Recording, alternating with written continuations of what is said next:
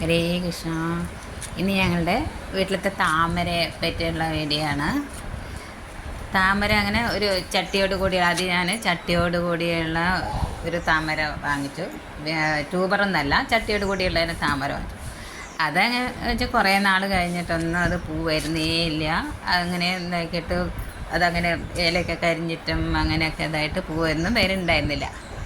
അപ്പോൾ ശരി, എന്തായാലും ഇത് നോക്കാമല്ലോ എന്ന് പറഞ്ഞിട്ട് ഞാൻ അതിനെ മുഴുവനൊക്കെ മാറ്റി അതിലൊക്കെ ഇതാക്കി ആദ്യം റിപ്പോർട്ടൊക്കെ ചെയ്ത് ഇത് ഫസ്റ്റ് DAP ഇട്ടു, പിന്നെ ചാണകപ്പൊടിയും എല്ലുപ്പൊടിയൊക്കെ ഇട്ട് അതിന് ശേഷം മണ്ണിട്ട് പിന്നെ അങ്ങനെ ഇതാക്കി വെച്ച് ഇതൊക്കെ ആക്കി നോക്കിയപ്പോൾ പിന്നെ കുറച്ച് ഇങ്ങനെ വരാൻ തുടങ്ങി. പിന്നെ മാസത്തിൽ 2 പ്രാവശ്യം DAPയും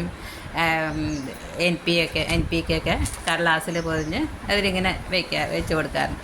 ഇങ്ങനെ മണ്ണ് മാന്തിയിട്ട് അതിൽ വെച്ച് കൊടുക്കാറുണ്ട്. പിന്നെ ഇതൊക്കെ കഴിഞ്ഞപ്പോൾ കുറച്ച് കഴിഞ്ഞപ്പോൾ മൊട്ടിങ്ങനെ വരാൻ തുടങ്ങി, പൂവൊക്കെ ഇങ്ങനെ ഉണ്ടാവാൻ തുടങ്ങി. അത് കഴിഞ്ഞ് അതിൻ്റെയൊക്കെ ഇതൊക്കെ ട്യൂബറൊക്കെ നിറഞ്ഞ് ചട്ടിയൊക്കെ നിറഞ്ഞിങ്ങനെ വന്ന് മേലേക്കൊക്കെ ട്യൂബർ ഇങ്ങനെ വന്നു. അപ്പോൾ അതിനൊക്കെ വേണ്ടി എല്ലാം എടുത്ത് റീപ്പോർട്ട് ചെയ്ത് വീണ്ടും എന്താക്കി ഒരു 4-5 ചട്ടിയിൽ ഇങ്ങനെ ആക്കി അതിൻ്റെ അത്രമാത്രം ട്യൂബർ കിട്ടി. എന്നിട്ട് അതിനൊക്കെ വീണ്ടൊക്കെ റിപ്പോർട്ട് ചെയ്ത് ഒക്കെ ഇതാക്കി അപ്പോൾ എല്ലാ ചട്ടിയിലും 1-2 ഇങ്ങനെ മുട്ടൊക്കെ ഇങ്ങനെ വന്നുകൊണ്ടേ ഇരിക്കുന്നുണ്ട്.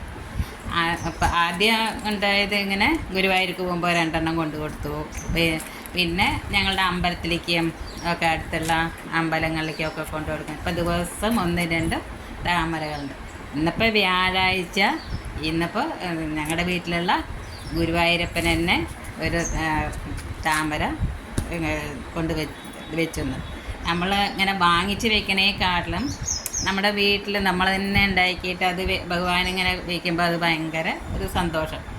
ആ താമര കാണുമ്പോഴും അത് നമ്മൾ വീട്ടിൽ നിന്ന് തന്നെ ഉണ്ടാക്കിയിട്ടൊക്കെ ഇതായിട്ട് ഉണ്ടായിട്ട് അതിങ്ങനെ വയ്ക്കുമ്പോൾ ഭഗവാൻ വയ്ക്കുമ്പോൾ വളരെ ഭയങ്കര സന്തോഷമുണ്ട്. നമുക്കൊന്നും ചെയ്യാൻ പറ്റില്ല, അതൊന്നും ഉണ്ടാവില്ല എന്ന് വിചാരിച്ചാണ്. ഇപ്പോൾ ദിവസം ഒന്നെങ്കിലും വരിയും, ഒരു താമരയെങ്കിലും വരിയും. അങ്ങനെ ഇപ്പോൾ ഇതൊക്കെ എല്ലാവർക്കും ചെയ്യാൻ പറ്റുന്നില്ല, ഇതൊന്നും നമുക്കൊന്നും ചെയ്യാൻ പറ്റില്ല എന്ന് അങ്ങനെ വിചാരിച്ചതാണ്. ഇതിൻ്റെ പേരൊന്നും അറിയില്ല. ഒരു പിങ്ക് കളർ നല്ല ഭംഗിയുള്ള താമരയാണ്. ഹരി ഓം.